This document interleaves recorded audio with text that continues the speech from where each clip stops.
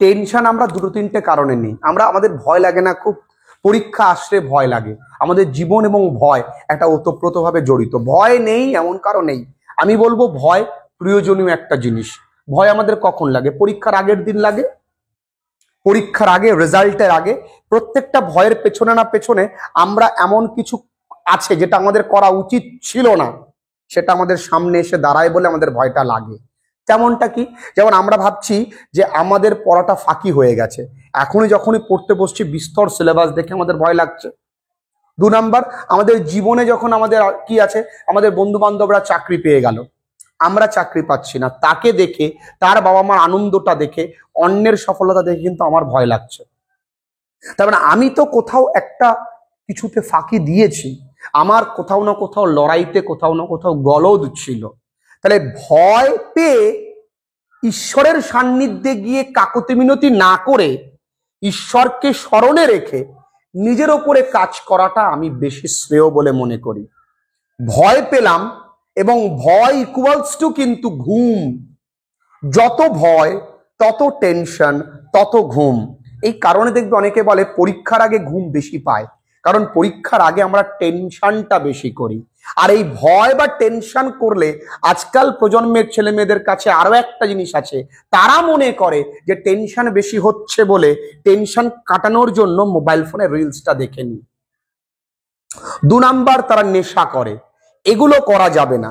টেনশনটা কেন হচ্ছে সেটাকে আগে ভাবতে হবে, রুট কজে যাও।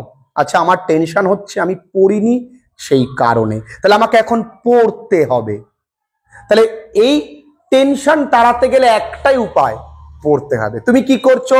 টেনশন করছো, পড়ছো না, ঠাকুরের নামে রেখে দিয়ে ঘুমোচ্ছ। টেনশনটা আস্তে আস্তে এমন জায়গায় যাবে যে কখনোই কাটবে না। টেনশনটা ফ্রাস্ট্রেশনে পরিণত হবে, ফ্রাস্ট্রেশনটা ফেলিয়ারে পরিণত হবে। এটা প্রসেস। ভয় প্রত্যেকটা মানুষের জীবনে থাকা উচিত। আমার জীবনেও ভয় আছে। কিসের ভয়?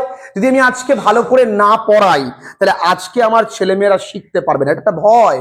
এই ভয়টা আছে বলেই তো আমি বাড়িতে পরিশ্রম করছি, তোমাদেরকে বেটার বেস্ট দেবার ট্রাই করছি। ভয় দরকার, ভয়টা প্রয়োজনীয় জিনিস। তুমি ভয় আছে বলেই তুমি তো পড়বে। তোমার বান্ধবী তোমার থেকে যদি বেশি পেয়ে যায়, বন্ধু বেশি, এটা ভয় তো, তুমি তো তখনই বেশি করে পড়বে বাড়িতে। তাই বলেছি সেলফ স্যাটিসফ্যাকশন আর সেলফ কনফিডেন্স দুটো কিন্তু আলাদা জিনিস। যেন সেলফ স্যাটিসফ্যাকশনও থাকার দরকার নেই, সেলফ কনফিডেন্ট থাকো যে আমি সব পারি। এটা করা যাবে না, একটু একটু ভয় প্রয়োজন। পরীক্ষার আগে প্রত্যেকের ভয় থাকে, ভয়কে জয় করা শিখতে হবে। এটা কোনো গল্প না, ইজি, পারা যায়। যে কোনো ছেলে মেয়ে যদি আমার সান্নিধ্যে কেউ সম্পূর্ণ আত্মসমর্পণ করে, সে শেষের দিকে ছেলে হোক না কেন, আমি তাকে ভালো রেজাল্ট কি করে করতে হয়, সে কোনোদিন লেটার মার্কস বা স্টার মার্কস পাইনি, আমি পাইয়ে দেখাবো। তার ভেতরে তুমি তাকে টেনে আনতে হয়। প্রত্যেকটা ছেলে মেয়ে খুব ভালো, তার ভেতরে ভালো রেজাল্ট করার ইচ্ছে থাকতে হয়। আমরা সর্বদা অপরকে ইমিটেট করি। আমাদের সঙ্গটা কেমন সেটা বলে দেবেন, রেজাল্টটা কেমন। তুমি ভালো ছেলে মেয়েদের সঙ্গে চলো, তোমার মোটিভ চেঞ্জ হবে। তুমি খারাপ ছেলে মেয়েদের সঙ্গে চলো, তুমি জীবনকে অন্যভাবে দেখতে শুরু করবে। ওদের কাছে মনে হবে জীবনটা স্বল্প, জিনে কা হ্যায় 4 দিন বাকি হ্যায় বেকার দিন, এরকম ওদের মনে হবে। আর যারা ভালো ছেলে মেয়ে তারা মনে করে যে জীবনে অনেক সময় আছে আনন্দ করার, এখন পরিশ্রমের জন্য আমরা পরিশ্রম করব। এই যে তফাৎটা সঙ্গ দোষী হয়। তাহলে তোমার সঙ্গ কেমন সেটা তোমাকে বলে দেবে। তাই পরীক্ষার আগে তোমার সঙ্গটাকে একটু, সবার সঙ্গে ভালো ব্যবহার করো, কিন্তু তোমার ফ্রেন্ড সার্কেলটাকে ঠিক রাখো। শুধু বই পড়লে যদি সবাই রেজাল্ট করতো, তাহলে তো সবাই ভালো রেজাল্ট করতো। ভালো রেজাল্টের পেছনে অনেক কিছু জিনিস লুকিয়ে থাকে, শুধু বইটা নয়। ভালো রেজাল্টের পেছনে ভয়টাও প্রয়োজন। ভালোরা কেন ভালো থাকে? তারা অত্যন্ত ভীতু, তারা সহজে কিন্তু দেখবো ওদের একটু রেজাল্ট খারাপ হলে পুরো মুড অফ হয়ে যাবে। রেজাল্ট একটু খারাপ হয় মানে, কেউ যদি এক স্টেপ এগিয়ে যায়, পেছনের কোনো শাড়ির ছেলে মেয়ে, তাদের দেখবা সারাটা দিন ওরা চুপচাপ থাকবে, বিকজ তারা ভেতরে ভেতর রেজলিউট করে বাড়িতে গিয়ে এবার ফাটিয়ে পড়তে হবে। আর যারা খারাপ তারা দেখবা নেক্সট স্টেপ যখন প্রথমবার ভালো রেজাল্ট করলো, পরের বার আর করছে না। কেন বলতো? তারা সেলফ স্যাটিসফ্যাকশনে ভুগে যাচ্ছে। তারা ভাবছে যে দারুণ, ও ফার্স্ট বয়কে হারিয়ে ফেলেছি, ফার্স্ট গার্লকে হারিয়ে ফেলেছি, কোনো ব্যাপার না। না, ওটাকে ধরে রাখতে হবে। তার জন্য আমি জানি যে আমি যখন ওকে হারিয়েছি, পরের স্টেপটা কিন্তু ভয়ানক দেবে। তাহলে এই স্টেপটা কিন্তু আমাকে ভয় পেতেই হবে, আমাকে আরো ভালো করে পড়তে হবে। তো এই ভয়টাকে পজিটিভলি নিয়ে কাজে লাগাও।